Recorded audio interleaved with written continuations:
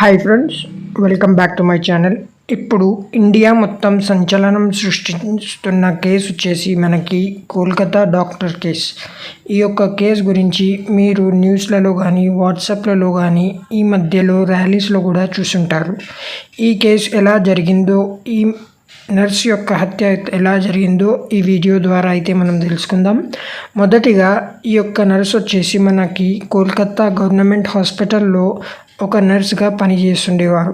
ప్రస్తుతం ఆ రోజు అనేది ఆగస్ట్ 9న అయితే నైట్ డ్యూటీ ఉండడం వలన ఐసీయూలో ఒక హార్ట్ పేషెంట్ ఎవరైతే ఉంటారో వాళ్ళకి ఐసీయూలో డ్యూటీ చేస్తుండగా డ్యూటీ తర్వాత అలసిపోయి సెమినార్ హాల్కి అయితే ఈ యొక్క నర్స్ వెళ్ళడం జరిగింది.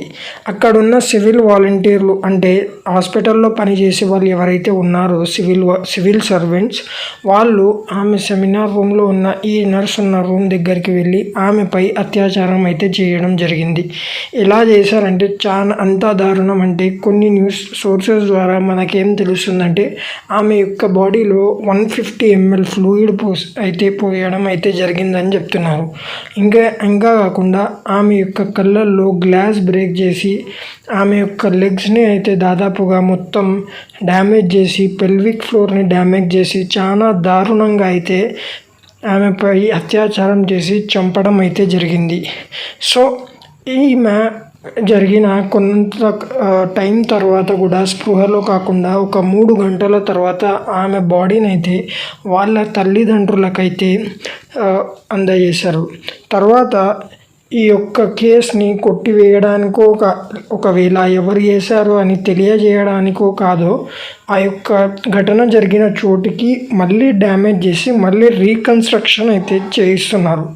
దీనివల్ల ఆ యొక్క కాలేజ్ ఆ యొక్క హాస్పిటల్ ప్రిన్సిపల్ ఎవరైతే ఉన్నారో వారిని కూడా అరెస్ట్ అయితే చేయించారు. ఫ్రెండ్స్, దాదాపుగా మనం చూసుకుంటే ఇప్పుడు ఇటువంటి కేసులు చాలా అవుతున్నాయి. ఈ మధ్య కూడా ఈ కేసు మాత్రం సంచలనం అయితే సృష్టించింది. ఈ యొక్క కేసుని న్యాయం జరగాలని అక్కడ సీఎం ఎవరైతే ఉన్నారో మమతా బెనర్జీ కూడా స్వయంగా ర్యాలీలు అయితే తీస్తున్నారు.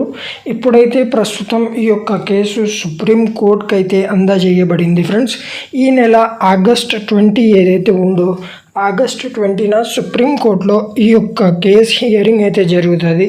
ఇప్పుడు సుప్రీంకోర్టు ఈ యొక్క కేసుపై ఎలాంటి నిర్ణయం తీసుకుంటుందో చూడాల్సి వస్తుంది.